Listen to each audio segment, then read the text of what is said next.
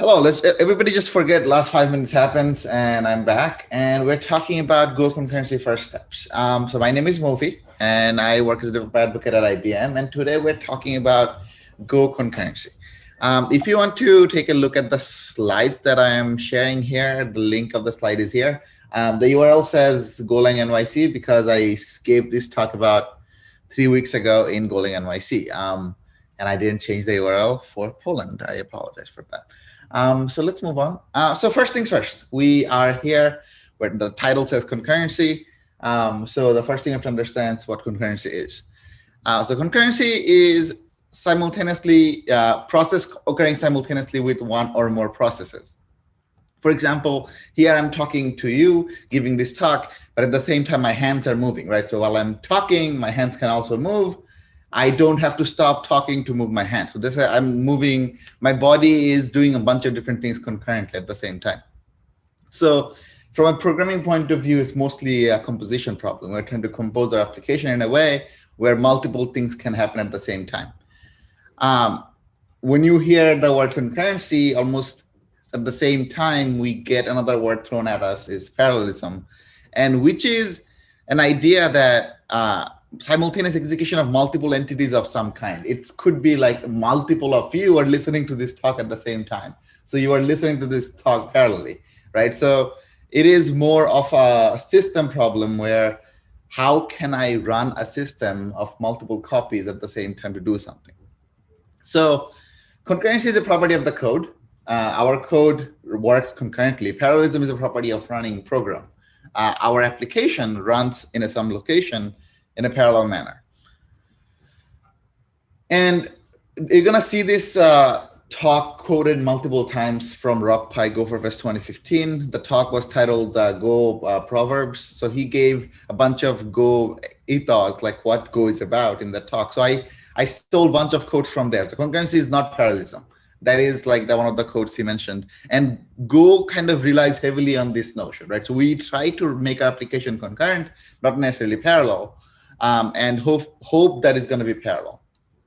Yeah, we don't write parallel code because writing parallel code is extremely confusing. If you want to write a parallel code in a single program, what we do is we write concurrent application and hope we have enough resources to run it in parallel. So my name is Mofi. Once again, I'm available in social media at Mofi Codes. If you want to reach out to me, talk to me about anything, please feel free to do so. I mostly do container stuff, Kubernetes, OpenShift, Docker, that kind of things. I also collect stickers. This year has been terrible for me in terms of collecting stickers because, again, no personal events, and it has really hampered my sticker collection. And finally, I write some Go code. So now the question I'm trying to ask today is how quickly can we download about 3,250 image files with a total size of about 1 gigabyte? That is the question I'm trying to answer today. And let me also show you what my screen looks like. Give me just 1 second, find my terminal. I think my terminal is visible. I'll make the font a little bit bigger just in a second. And I will make this demo.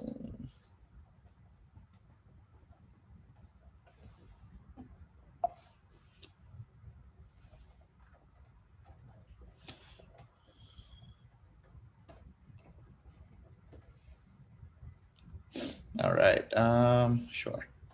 So I have a VM that I'm logging into because I would like to run these codes in a VM. In my computer, given what kind of application I'm running, the performance can vary quite heavily. So instead, we are running this in a VM, which usually doesn't do anything else. So my performance usually stays pretty much the same. Okay, so CD downloader, CD naive. So I have this application I called Naive. What this does, oh boy, okay. It's printing more things. Okay, what this does, it has a list of URLs. I have a bunch of images, about 3,250 images in a text file. It goes through those images and downloads all of these images into my local directory. So cd naive, cd data. So I have this text file, right? You have all these images. All of these images are in an object storage bucket, and you can just like go to this URL. Each of this URL represent one image. And when I run this application, time go run main go, it's gonna start downloading. It's gonna download its thing. Usually it takes about 4 to 5 minutes to download all these images. Now, if our goal in this process was to download all these images as fast as possible, and it's probably you already know from the title, the way we go about doing that is using concurrency. So I'm going to start this download. We're going to see how long it took. And then we're going to see how can we make this process faster by using Go concurrency primitives, what kind of different things you can use, Go pipelines and other things that we have access to in Go as a programming language. So let's talk about Go concurrency primitives. So very first thing we have is Go routines. We all know what Go routines is. Go has a very easy way to do concurrency with just the keyword Go. Any function you have the keyword Go with, that will run in a concurrently. It will run in a separate process. And Go handles all that for us. We don't really have to do any third-party things. It's a native thing in the Go programming language runtime itself. So if you have a function in your main, if you just say Go func println hello, it will just start a new thread of execution. When I say the word thread, it's not the software, it's not the thread of operating system, it's a software-defined thread. It will start this execution thread, and that will run this function, print out hello at some point. It will try to at least. So if we were to, let's run workstation, make the font a little bit bigger. So first up,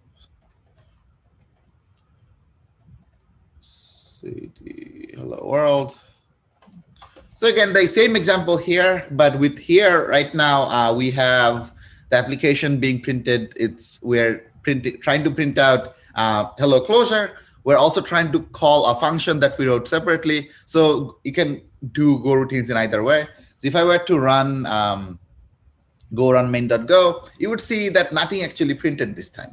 But we printed 3, that is runtime number of Go routine. So we just checked at this line how many Go routines are in my application right now. We have 3.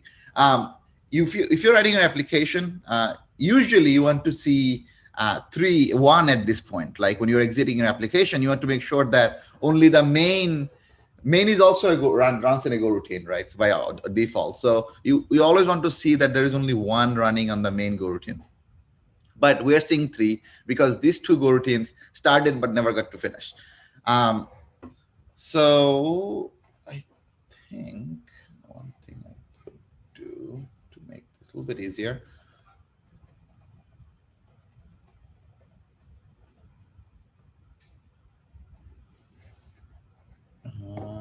Oh, okay.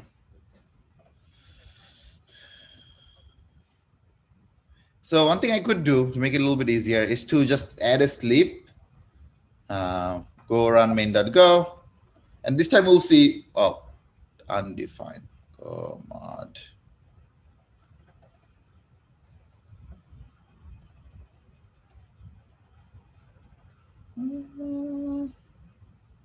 Go run main.go. I will have to import time myself. My auto import is not this thing. Okay, so if I run this, you'll see that now I'm printing both hello function, hello closure, and we're getting 1 back because we waited enough time. But this was not necessarily the most useful way to do this. We're manually sleeping our application. So the better way to do this would be to use something that waits our application automatically without us having to intervene using something like sleep.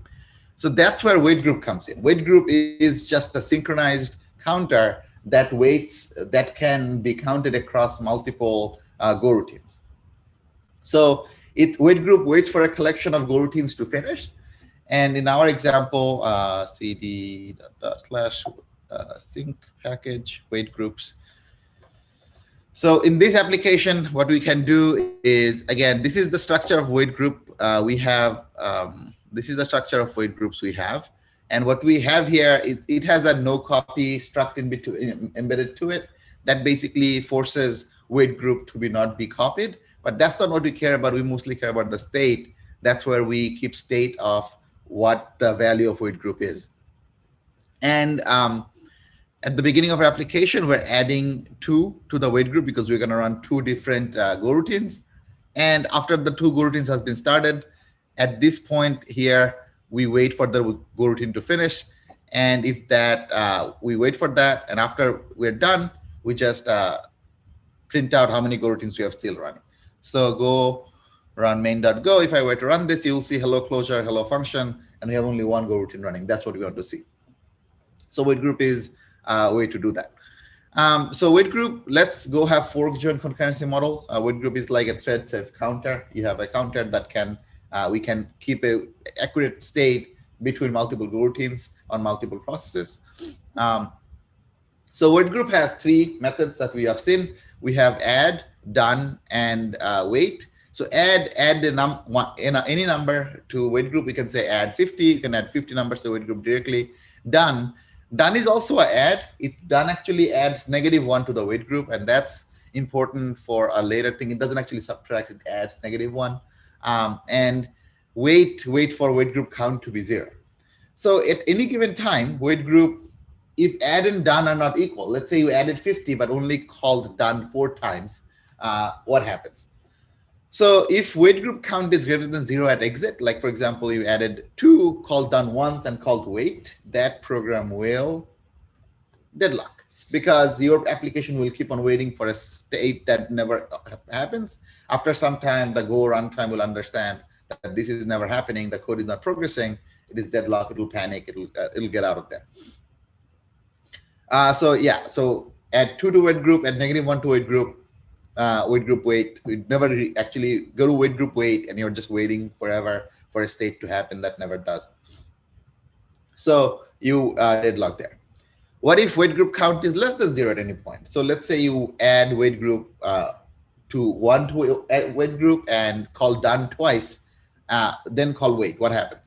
So it panics. So wait group count can never be less than 0. If it ever less than 0, it panics immediately. So if you have wait group 1, you call done, wait group is now 0. You call done again, wait group count is now -1, which panics. So code will never actually reach this line. If wait group done is being called in multiple concurrent go routines, if you have this being called in a go routine, add and done in being called in 2 different go routines, the code will actually exit before it calls. It will not panic, it will exit, because the moment wait group wait group count is gets set to 0, the code actually exits immediately. So we don't really see that part. Okay, so fork join, we said this, like wait group gives us a fork join model. What does that even mean? So fork join is the idea that you have your main execution thread happening here. With the wait group, we can create a new go routine, have a fork child, we do some work on that side. And at some point, we are done with that work. We finish that work and we go back and join with our application. So wait group.wait is that synchronization point where all our application just comes back to kind of like the same thread again. And most applications that we write would need to be at some point synchronized, unless you're writing some sort of like web application that each individual request is isolated. We don't really have to worry about continuity between them. So that could be something. Every time a request comes, you fork, you do your work and exit. That's it. You're done. You don't have to come back. But most other applications we write would have to have some sort of idea that, okay, I'm doing some extra work. I have to come back to it. Okay, let's talk a little bit about mutex and read-write mutexes. So mutex is another way mutex is a way you can control access to our resources that are shared across multiple Go routines. Mutex stands for mutual exclusion lock, and read-write mutex is the same thing but different for reading and writing. So again, mutex is a mutual exclusion lock. The zero value for a mutex is the unlocked mutex. And read-write mutex is a reader-writer mutual exclusion lock. And the lock can be held by any arbitrary number of readers or a single writer. So you can, multiple people can read at the same time, but only one person can read. Only one person can write at the same time. So if you want to have access to any resource that multiple people are trying to write, using a mutex is great. Read-write mutex usually gives you a little bit better performance when you are doing a lot of reads but not enough writes. So that's when you probably want to look at read-write mutex. For most cases, I have seen that mutex are just good enough anyway. But again, if you find a use case where you are doing maybe 10 times more reads than writes, maybe read-write mutex is the way to go for you. Then you have the conditionals. So this is another way of controlling flow of your application. So conditional is a way to make your application wait on a condition across your different Go routines. So it is almost like a mutex. It also has the idea of a lock, but it is just on a condition rather than a value. So what that looks like is let's look at the signal first. Go. So what we're saying here is we have a condition C here, and there we have a condition that is set to length of Q equal to 5. So we created this fake store that is a queue, serve customer, and we said we don't want to have the queue be any bigger than 5. We are trying to control the number of people in a queue to be 5, no matter how many customers show up. So if the length of queue equals to 5, we wait. And on my serve customer function, every time we finish serving a customer, we call unlock and signal. So when signal is called, signal checks that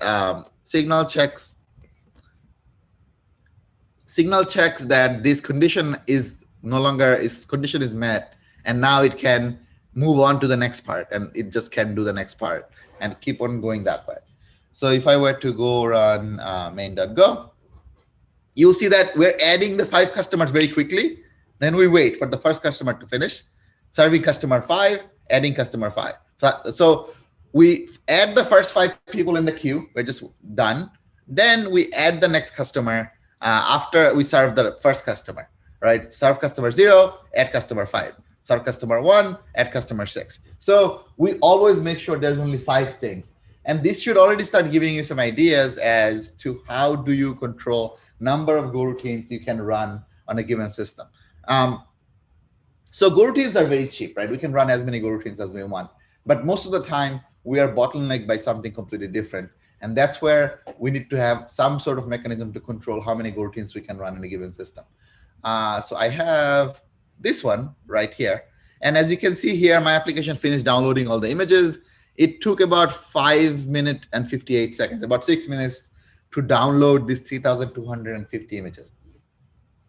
So we'll come back and see how can we make this better, make this faster. And let me grab a little bit of water.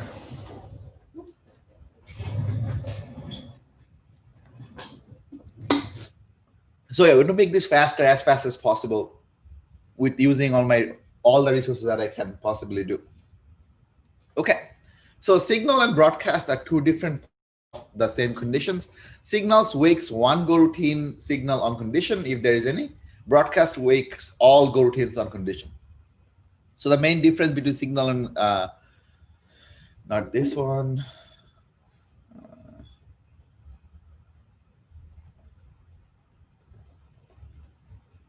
So here we have the example where we're trying to do a broadcast. We have 5 different Go routines waiting on some condition that is just the value of map being available. And once we know that is done, we can do c.broadcast.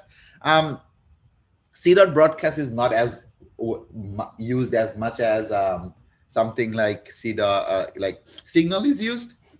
Also, I just realized, I think camera wasn't working. Okay, here you go. Sorry about that.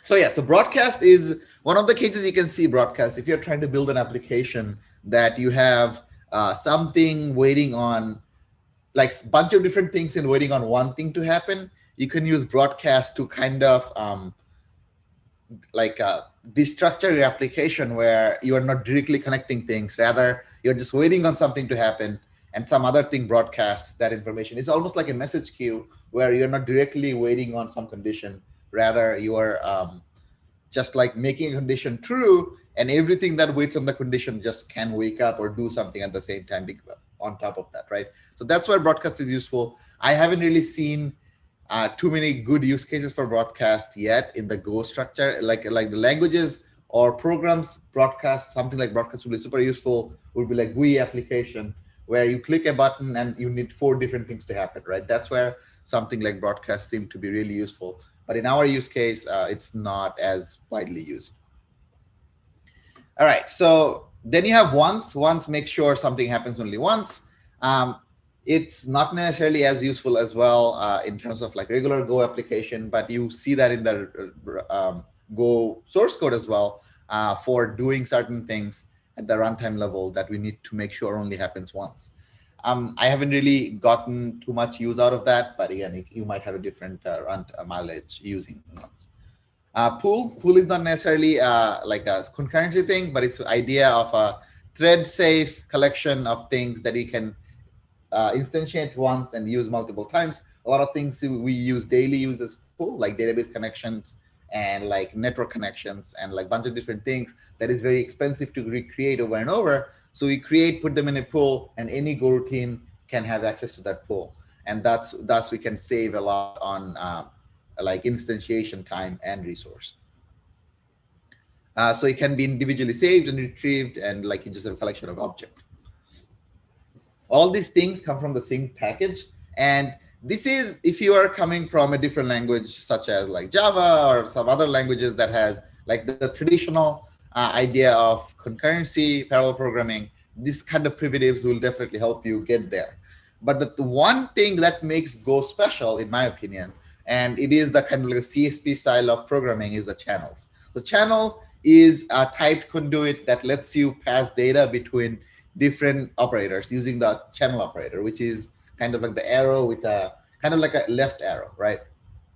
You can send data to different channels from any Go routine, and Go routines can now communicate between each other.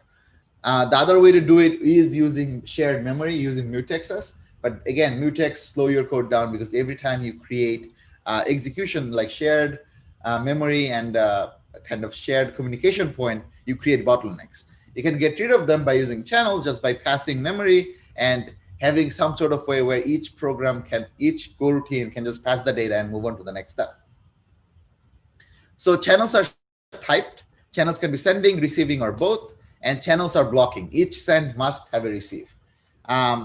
So you also have the idea of buffer channels, where you can send some without having someone to receive, but it is also technically blocking until it reaches the limit. So all channel are by default a buffer channel of size 0, so it can't really have any extra space. But if you have any space, we can send until the channel is full, then you can no longer send any data to it. So another code from Rock Pike: channels orchestrate, Mutexes serialize. So channel is the way you create your composition. When we talk about concurrent application, concurrency application is a problem of composition. Channel is the way we go about composing that application. And with Mutexes, we serialize. We say, you know what, this is the data point where multiple things need to share them. I'm gonna kind of block my application execution at that point and share the data using a Mutex. This is a handy chart. I think it will help understand what channel operations can and cannot be done at any given time. So on the left-hand side, we have the read, write, or close. These are 3 different operations you probably want to make to a channel. And on the top, we have the state of a channel. What is the state of a channel at the given time? So a channel could be nil, open, open and empty, open and full, closed, receive only, and write only. Open and empty could be the same basically for a channel which is not buffered, right? And open and full, sorry, a buffered, non-buffered channel is by default open and full. right? Like because the moment you send something there, it's always its size is 0, so it's always full.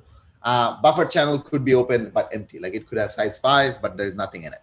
So you try to read something on a nil channel, you'll block. On a nil channel, writing will also block because a nil channel has nothing you can write or read from. But if you try to close a nil channel, that will panic. If you try to open a read, if you try to read from open channel, you'll get the value. If you try to write to open channel, you'll get to write. If you try to close the open channel, you'll get to close it. If it's open and empty, read will block. So that's where I said channels require a read for each write. And if you try to write to an open and empty channel, you'll write to it, but then you'll wait until someone reads it. Closing an open channel, you'll just close it. If it's open and full, you will be getting the value, writing will block, close will close. If it's closed, read, you'll just keep getting the default value. If you have an int channel on a closed int channel, read will give you a 0 value, which is 0. You'll also get an extra second value, which is false, to let you know this particular channel is now closed. Writing to a closed channel or closing a closed channel is a panic.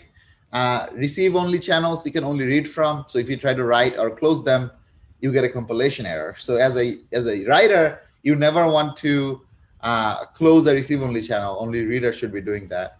And also, as a reader, you should never want to close the write only channel. A writer should do that. So you get a compilation error and other things happen. So again, this is most of them, the compilation errors, your compiler as well as your text editor should be able to let you know that this is the error that is happening. The other ones, the panic ones, you'll know when you try to compile.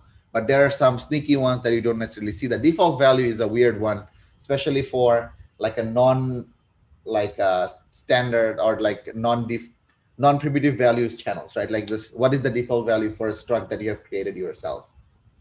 Which could be nil. You could have some like default values there. So another thing Go tries to kind of promote heavily is to make our nil values useful. So that is something we have to also be mindful. Like, okay, our channel is now closed. I'm getting default values back. How do I make sure that default value is useful to the user? Again, the second value in the closed channel false definitely helps us understand that this channel is closed. We should do something different about it. But still, you have to be careful when you're trying to do that. Okay.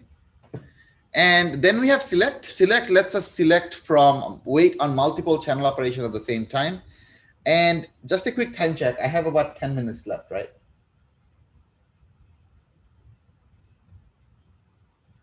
All right. So anytime, if I can get a quick time check, that would be amazing. Okay. So select lets us do wait on multiple channel operations. And what we can do here is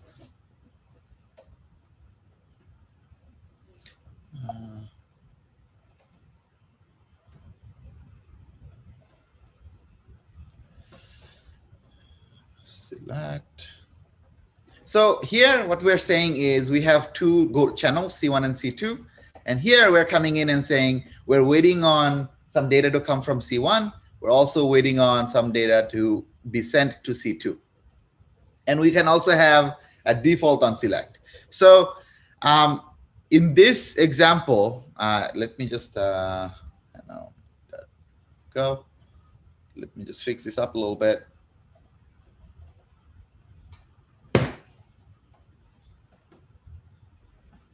So in this example, what would end up, oh man, my formatting is all over the place. That's fine. Go around main.go. You would see that my default use case happens immediately because first of all, my default case says that if none of these are true, at the select is just like a switch case, right? So none of these are true. So default is going to be true. So what we're saying is we're trying to send something to C2, but nothing is reading from C2. We're trying to read something from C1, but it's open. So read will like block because we can't read anything until someone writes something to it. So instead, what we are going to do next is, what if we close our C1 after about 3 seconds? So if you get rid of the default case, comment out the default one.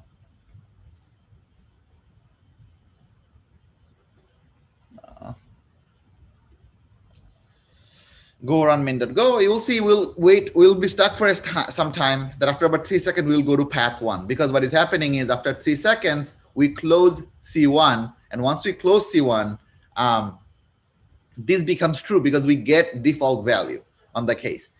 Again, the case just checks that value comes out of something. We don't really care the value is something valid or not. We just care about the value that's coming out is a value. In this case, we got 0 in this case, and we just printed path 1. So that's what you can do with select. Lets us kind of control a bunch of different go routines in a single location. Go max procs, again, we didn't really talk about it earlier, but this is the way we control how many go routines, how many go processes we run for our go routines. By default is the number of CPU cores you have, but you can control that number by using this variable. You can set this variable yourself and change that to 1 or more than your number of processes. Usually you get the best performance by using default go max proc, so you don't have to touch that. But there could be use cases where you want to change that to something lower or higher. Again, you can look at that later. So context is another, not necessarily Go concurrency specific thing, but is a way to pass data and get cancellation, deadline, or timeout in your Go function. So package context define the context type. You're probably also familiar with context from your REST API if you have built any. Each request has a context as well that you can make use of. So it gives you deadline, cancellation signals, and other request scope values across API boundaries. We're not going to talk about the example there just yet. Some of the last things we're going to talk about is Rob Pike. Another quote he made is, don't communicate by sharing memory, share memory by communicating. And this is where the Go's philosophy of concurrency really shines, where in the other way we talked about like mutex and like sync packages, you have a memory that you change and everybody use mutex and redirect mutex to lock and other people can access it. So you're communicating by sharing the memory. In channel style of Go concurrency, you share memory by communicating. You let other Go concurrent Go routines to know what you are working on by passing that information via a channel. And you're basically then sharing memory by communicating with each other. And clear is better than clever, right? So if you write an application that is easier to read, although it might, even if it's not the most performant, it is going to serve you well long-term, again, because you can read it in 6 months in the future and understand exactly what we were trying to do 6 months in the previous, right? Or some other team worked on something and they wrote clear code, which is going to be great for you or the next team that reads this code. So before we talk about the concurrency pitfalls, so let's talk about how we can improve our application. That's what we first started with. Now we have weight groups. So let's first say, you know what, we just learned about how weight groups work and we can run multiple Go routines at the same time. So that's what we're trying to do. We will go through all our URLs that we have in our text file and run Go download file. So just for each of my URL, I'll just start a new Go routine, about 3,250 Go routines that will go download all my files. In paper, sounds like a great idea. So let's try doing that and see what happens. So in this case, we got a problem. As you can see in this text right here, socket IO, too many open files. And this error could be this or something else. There's 2 different errors that can happen in this point. One is this one, where I'm trying to open too many socket IOs, about 3,000 something socket IOs to download this file. And my CPU just told me that, you know what, I'm not going to give you any more. So you panic. Next is the other thing that could happen is still the same thing. Okay, the other thing that could happen is I have too many files open to write those data and it fails. So let's see how many actually we got through before we stopped. So we downloaded nothing. Oh, no, sorry. LS, we downloaded about, we couldn't download any file. That is unfortunate. Okay. So this doesn't work. Again, sometimes you download something, sometimes you just open too many sockets and just computer just like immediately kicks you out. But this is not going to work for us. Although we can create as many Go routines as we want, we are bottlenecked by our system resources, such as our network IO as well as file IO. We'll get bottlenecked by. So what can we do differently? So cd wait groups buffer. So this time we're going to do the same thing, but we're going to have a buffer built in this time. So how are you going to build that buffer? So the way this time I have gone and done it is created routine limit, how many Go routines I want to have open at any given time. In this case, I have a 16 core machine. I'm saying I don't want to open any more than 80 Go routines any given time. And I'm using the condition and using the c.lock, and my condition is my length of buffer is equal to my routine limit, then I wait. And is the exact same example that we have used earlier for our store, how many customers we want to let in, right? So we can do the same exact thing. We can say, I don't want any more than 80 Go routines running in my application any given time. So let's try this one and see if we actually improve anything. And just to remind you, our first initial no concurrency synchronous style of programming gave us about 5 minutes, 58 seconds. And we managed to do this one about in 6.6 seconds, right? So that is a speed improvement of, I don't even know how many, 60 times, if I'm correct. Yeah, around 60 times. So we improved our running time. We decreased it by 60 time, about 2% of what it was before. So that is a great improvement, right? So this is something what we want to get to. But so let's look at what is the other way. So this is the way we can do it in the sync style using our package sync. The other way you can do it also by channels. So let's start the idea of a pipeline. So cd pipeline basic. So this one is not going to be super fast compared to what it was before, because what we're doing here, we're not necessarily using too many of concurrency, but what we're doing, we're creating something like a pipeline. What we are saying here, we have this function that goes through all the URLs and passes the URL to the URL channel. This function goes through gets data from the URL channel and downloads the file, passes to the content. And this Go routine, as data come to the content, writes that data to the my local storage. So I kind of have you can imagine that, let's say there is a fire and there is 3 person holding a bucket and passing to the next person, and the fire, you throw the water in the fire, right? So that's what we're trying to do. The first person takes the URL, list of URL, and passes one URL at a time to the URL channel. The second person takes that URL that comes in, passes to download the file. Third person downloads the file and passes to the next person to write to the disk. So this won't really give us much more speed improvement. It's still pretty much the same thing, but this gives us a structure that we're going to use the next time, next iteration, that you can make this faster. So I'm not going to run this because this takes about 6 to 7 more seconds. So I don't think this is worth our time to go through that. Pipeline select. Oh, select. Okay. So in this example, we're doing pretty much the same thing, but what we're trying to do here is we're doing the pipeline, but in this case, we're doing a for select. So we're just keep on running that. So we're going to get the data from URL channel, download that file. And as download channel gets data, we're going to then do some, write that content to this file. We have a wait group to wait. Again, a bunch of things are happening. But if I run this, we'll actually get into the same problem that we got earlier when we just ran concurrency unlimitedly, right? So if I were to run this like this, you'd see that we actually have the same problem of too many open files in this case. The issue here is, although we have a pipeline, we're still not controlling how many Go routines we spin up, right? We just run this for loop and it just keeps spinning up Go routines as they come. So the last example we're going to look at is by using something that lets us, again, control how many Go routines we create.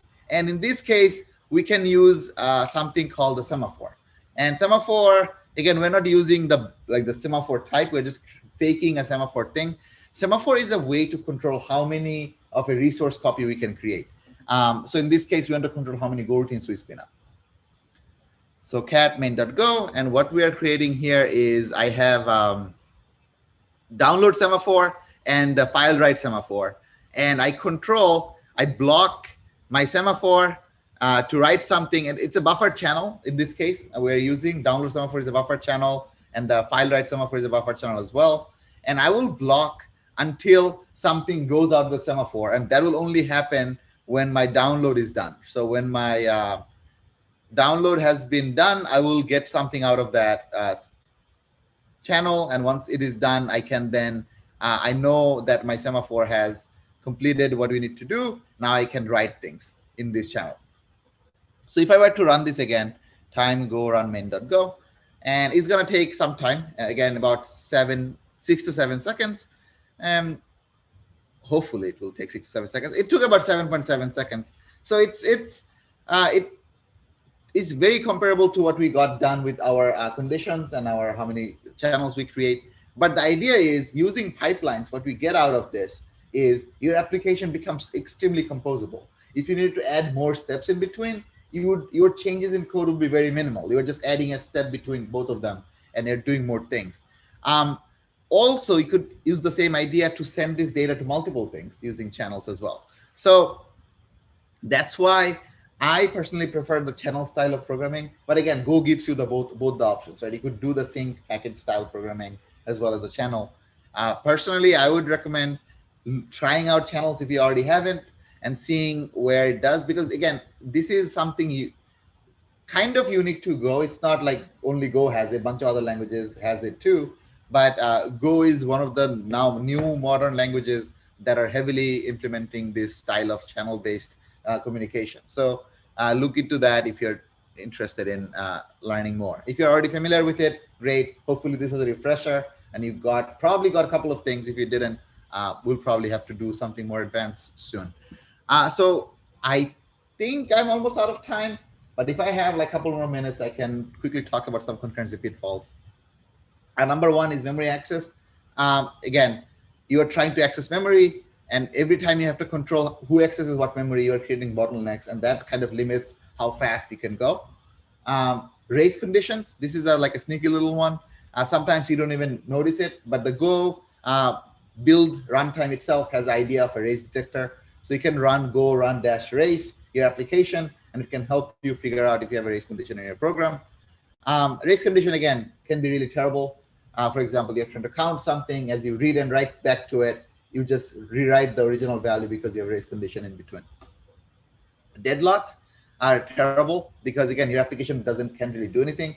Deadlocks are actually not as bad, honestly, because your application will figure out it has a deadlock, because Go runtime will tell you at some point you have a deadlock. The worst version, again, so again, A wants B, C has B, C wants D, A has D. So they're both just waiting on a condition that will never be true because they're not ever giving up their data.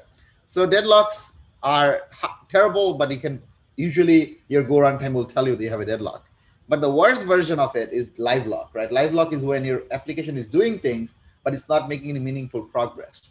So it could happen where, let's say you have two friends going to eat in a restaurant, you have only one fork, and you say, you know what, my friend should eat first, you give him the fork, and your friend takes the fork and thinks, oh, my friend should eat first, I should give the fork back. So you perpetually keep passing forks back and forth. In a program's point of view, you're using CPU cycles, it seems like you're doing things, but it doesn't necessarily make any progress in terms of eating. Same thing can happen to applications. And these are harder to figure out because your application never actually stops.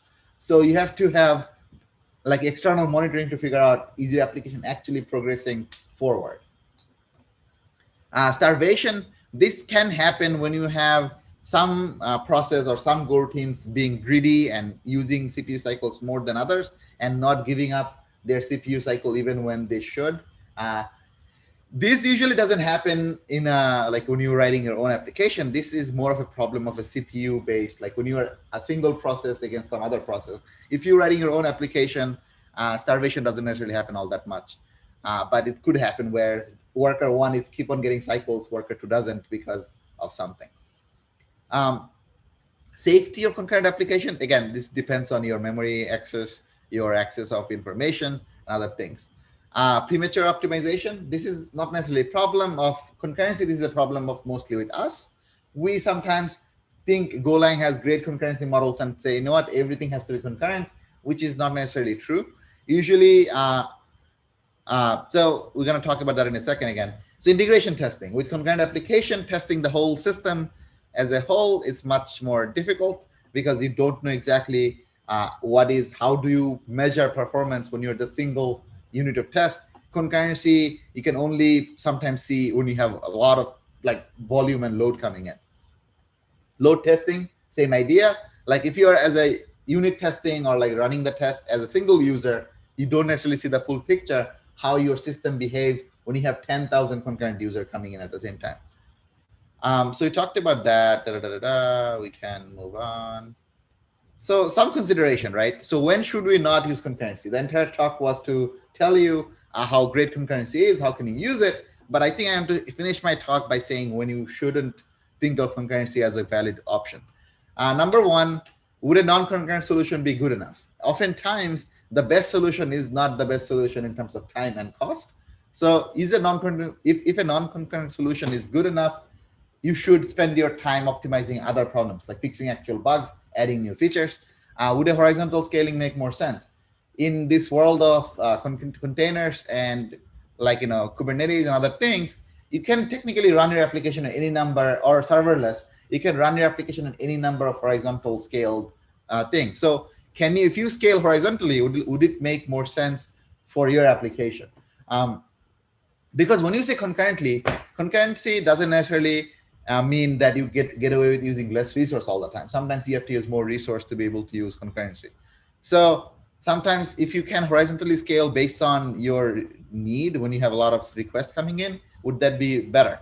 And finally, can we optimize other things first, right? Like before we jump to concurrency, because concurrency is difficult. It's a hard thing to master. It's a hard thing to maintain. It's even a harder thing for other people to pick up after you have written your code. If you're not the same person maintaining long-term, how does that affect the org later when you're leaving or you're moving to a new job or anything like that?